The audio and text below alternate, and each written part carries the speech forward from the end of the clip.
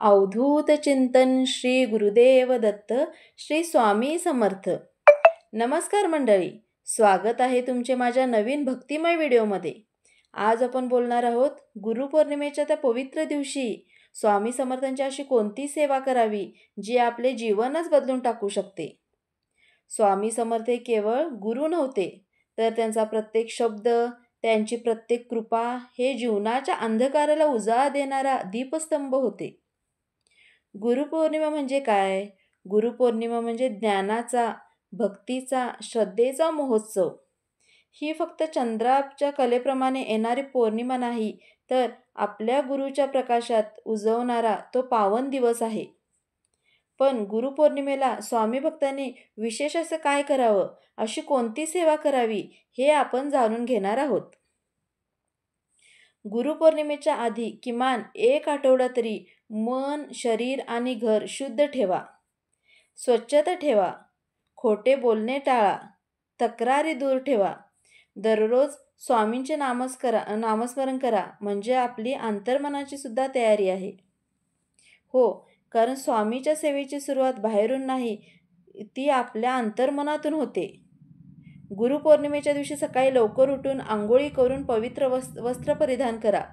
पवित्र वस्त्र म्हणजे फक्त नवीन कपडे किंवा नवीनच वस्त्र असे नाही, पण ते स्वच्छ धुतलेले असावे. स्वामींच्या मूर्तीसमोर किंवा फोटोसमोर दिवा लावा. मूर्तीला किंवा फोटोला चंदन, फुले, अगरबत्ती अर्पण करा. जय जय श्री स्वामी समर्थ या नामाचा किमान 108 वेळा तरी जप करा. स्वामी समर्थांची आरती करा. आम्हा सर्वांचा आधार समर्थ गुरुराया, दत्त गुरुचा अवतार श्री स्वामी समर्थ गुरुराया, ही आरती करा. स्वामींच्या मूर्तीला किंवा फोटोला नैवेद्य दाखवा. स्वामीला दाखवायचा आता खास नैवेद्य म्हणजे केळी, दूध, साबुदाणा खीर, पुरणपोळी, लाडू. श्री स्वामी समर्थ तारक मंत्राचा जप करा. गुरुचरित्राचे वाचन करा. संपूर्ण चरित्र जर वाचायला जमत नसेल तर किमान गुरुचरित्रातील 1 अध्याय तरी वाचा. यामुळे तुमचं अंतःकरण गुरुच्या चरणाशी जोडलं जातं. औदुंबर वृक्षाभोवती प्रदक्षिणा मारा. औदुंबर म्हणजे दत्त गुरूंचे अधिष्ठान. गुरुपौर्णिमेला या दिवशी जाऊन प्रार्थना करा. गुरुपौर्णिमे दिवशी 1 वेळ जेवण करून फळाहार करा. उपास नव्हे, पण मन आणि शरीर संयमित ठेवणे ही सुद्धा मोठी सेवा आहे. गरिबांना अन्नदान करा. गुरुपौर्णिमे दिवशी वडीलधाऱ्यांचा आशीर्वाद घ्या. आपले पालक, आपले गुरु, साधू, संत यांच्या आशीर्वादाने स्वामींची कृपा वाढते. गुरुपौर्णिमेच्या संध्याकाळी विशेष सेवा करा. संध्याकाळी पुन्हा एकदा गुरूंच्या चरणावर नमस्कार करा. तेलाचा दिवा लावा. विशेषतः तिळाच्या तेलाचा दिवा लावल्यास उत्तम. स्वामींच्या मूर्तीवर किंवा फोटोवर गंध, फूल, हळद, कुंकू अर्पण करा. स्वामी समर्थ अष्टक किंवा आरतीचे गायन करा. यामुळे संपूर्ण घरात भक्तिरस भरतो. शक्य असल्यास घरात साधू, गुरु, ब्राह्मण वा माता पित्यांना जेवायला वाढा.